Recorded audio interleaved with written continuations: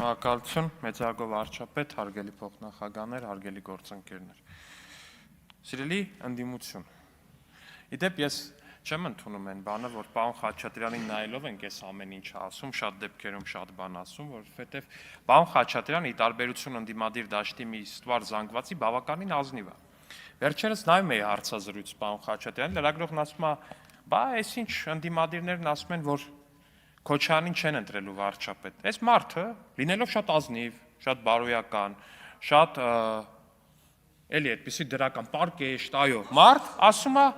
այդ միջև ընտրությունն են ասում։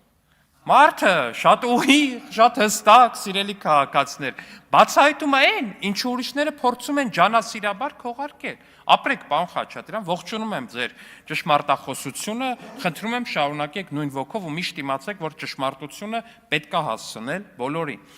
Ու ինչա պարոն Խաչատրյանի ասածը այդքան ճշմարիտ ու այդքան ակնհայտ բոլորի համար։ Մի հատ ուղղակի նայեք այս պահին դաշտում առաջադրված երեք այդ եռագլուխ կուսակցության այդ երեք գլուխներին որպես այդպեսին, այդ երեք ուժերին։ Առաջին ուժը իրանք են որպես այդպեսին։ Հայաստան դաշինք Ռոբերտ Քոչարյանի գլխավորությամբ, որը առաջադրված է որպես վարչապետի թեկնածու, այնտեղ ֆանտասմագորիայի ժանրի ցուցակով իհարկե, որտեղ օրինակ են Ժողի ինստիտուտի դեպքերով հայտնի Սաքուլիկը, եթե կհիշեք, պարոն Արծվիկ Մինասյանից մի 20 հորիզոնական ավելի բարձր ու լավ տեղ ունի, դա առհասարակ ամեն ինչ պատմում է, էլի ձեր քաղաքական ուժի արժեքների ու մնացածի մասին, ինչևէ։ Միակ այդ ուժը ունի վարչապետի հայտարարված թեկնածու Ռոբերտ Քոչարյանը։ Նայեք դրա երկրորդ ուժը։ Կալուգացի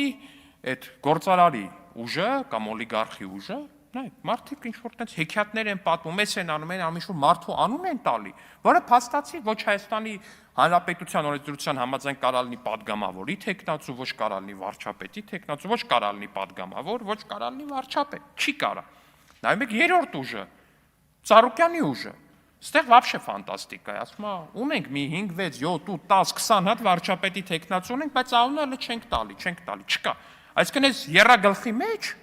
կա ընդամենը մեկ թեկնածու։ Եվ դա Ռոբերտ Քոչարյանն է, եւ ինչպես ճիշտ ասեց պարոն Խաչատրյանը իր հարցազրույցում, այդ միջև ընտրություններն են ասում, որ չեն ընտրելու։ Ու բայց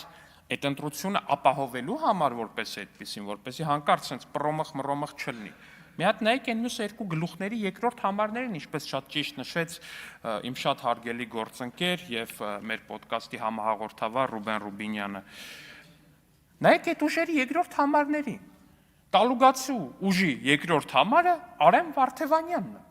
Ռոբերտ Քոչարյանի անձնական փաստաբանը, նրա դաշինքի անդամ նախկին падգամավոր, նայեք Ծառուկյանի երկրորդ համարը, Անդրանիկ Թևանյան։ Ռոբերտ Քոչարյանի նախկին падգամավոր ու առհասարակ ուղնուցուցով Քոչարյանական, էլի որպես այդպեսին։ Ցուցակների մեջ էլ կարանք խորանանք։ Ցուցակների մեջ կանք խոնակ, օրինակ այստեղ հիշում եք մի հատ падգամավոր կար Ղազենյան ազգանունով այս դաշինքում, որ մի 20 անգամ առաջադրվեց հանձնաժողով պարոն Քոչ 14, լավ, կներեք պարոն Քոչյան, 14 անգամ առաջադրեցին որպես Անդրանիկ Քոչարյանի տեղակալ մեր հանձնաժողովում։ Այդ падգամավորի հարազատ եղբայրը օրինակ,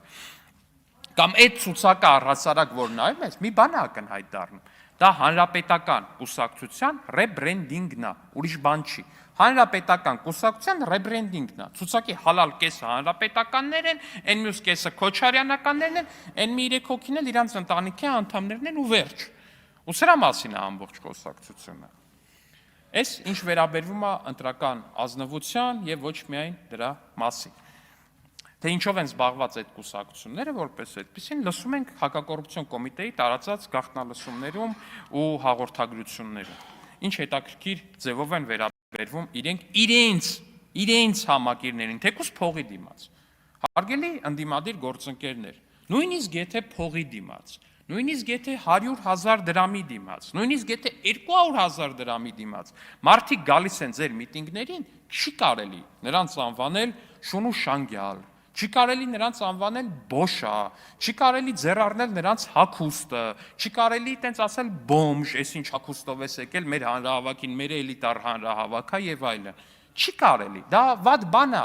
այդպես չի լինում, այդպես չի կարելի։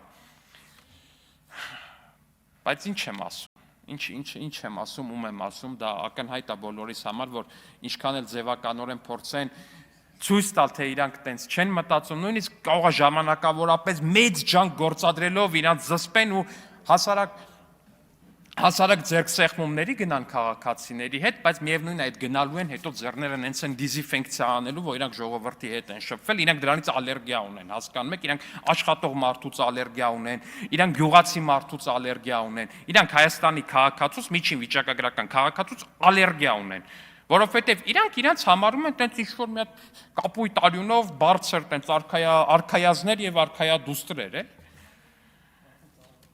Բայց վերադառնալով մեր այսօրվա այս քննարկմանը ծրագրի կատարողականն ենք քննարկում, պարոն Ռուբինյանը էլի ճիշտ ասեց, ասում է անդիմության ծրագիր եկեք քննարկենք, բայց կողմ չեմ 004-ը քննարկել։ Եկեք մի հատ առհասարակ ձեր կատարողականը քննարկենք, հարգելի գործընկերներ։ Իսկ մա եթե դուք հիմա ինչ-որ մի հատ կատարողական գրելու ունեիք, վերևը պետքա գրված լիներ ուրացման կատարողականը։ Պարոն Խաչատրյան, կհիշացնեք այդ դրոշները խեք ձեր դիմաց դրել։ Պարոն Օհանյան, կհիշացնեք խեք այդ դրոշները ձեր դիմաց դրել։ Ինչ կոնտեքստով եք դրել այդ դրոշները ձեր դիմաց։ Չէ, կներեք, այդ դրոշները խեք ձեր դիմաց դրել։ Կարա՞ք հիշացնեք։ Չեք կարա հիշացնեք, որովհետև ձեզ արգելված է այդ թեման հիշել։ Որովհետև երբ որ Հայաստանի Հանրապետության վարչապետը հայտարարել է, որ ինքը դադարեցնում է Ղարաբաղյան շարժումը ու այլևս երբեք չի շարունակելու Ղարաբաղյան շարժումը։ Դուք եկել եք ստեղ, ինչ ասես, խոսացել եք, ինչ ասարել եք, ասել եք, սա կործանում է, սա մահա, սա այնա, հետո գնացել եք, դուք չէ։ Ձեր այն վերևից են, որ ձեզ հրահանգավորում են, գնացել են հարցում են արել, տեսեք, որ Հայաստանի Հանրապետության քաղաքացիների բացարձակ մեծամասնությունը կիսում է Հայաստանի Հանրապետության վարչապետի Ղարաբաղյան շարժումը չշարունակելու մասին հայտարարությունը կիսում է այդ տեսակետը։ Պարոն Խաչատրյան, ու դուք դուրս եք եկել այդ դիսկուրսից, դուք հիմա ժամանակավորապես դադարեցրել եք դրա մասին խոսալը ընդամենը, դադարեցրել եք, որովհետև հիշեք էլի մի հատ, ձեր գործընկեր Անդրանիկ Թևանյանը էլի, որը հիմա Ծառուկյանի ցուցակում է, տենց երկրորդ համարն է էլի, որ ձեր այդ բանը լավ ցույց տա։ Եկել էր ստեղ այս ամբիոնից հայտարարել է հետևյալը. առանց Ղարաբաղի չկա Հայաստան, դուք էլ ծափ եք տվել ձեր դաշինքով, դուք էլ ծափ եք տվել։ Բայց այսօր 2026 թվականն է։ Ու դուք գնում եք ընտրությունների, ասում եք, մենք սոցիալական բարեփոխումներ ենք խոսում, բա որ Հայաստան չկա։ Բա որ Հայաստան պետքա չլներ հիմա, ըստ ձեր նախորդ թեզերի, այդ ինչ սոցիալական բարեփոխումների մասին եք խոսում, այդ ինչ ծրագրային կետեր եք գրում, այդ ինչեր եք խոսում առհասարակ, դուք ժողովուրդ ջան, ձեր առաջ քաշած թեզով հիմա Հայաստանի Հանրապետություն պետքա չլներ։ Բա ինչի մասին եք խոսում։ Ճիշտ ենք ասում, պարոն Օհանյան, իհարկե ճիշտ ենք ասում, դուք եկել եք ստեղ հայտարարել եք առանց Ղարաբաղի չկա Հայաստան։ Հիմա Երբ որ դուք դեղ իշխանություն եք զավթել Ղարաբաղում ու ամբողջությամբ լուծարել եք Ղարաբաղը, դրանից հետո եկել եք Հայաստան ու ասում եք 2026 թվականին մենք ձեզ խոստանում ենք սոցիալական բարեփոխումներ։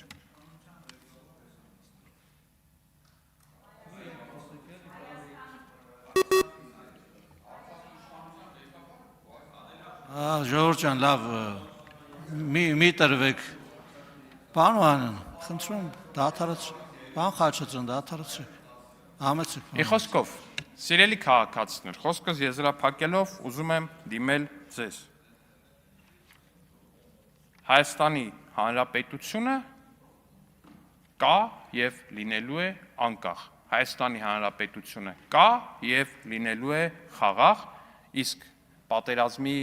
եռագլուխ ու բազմագլխիկ հրեշը պարտվելու է հերթական անգամ։ Շնորհակալություն։ Հավանիչ տեսանյութը եւ բաժանորդագրվիչ նորությունները բաց չթողնելու համար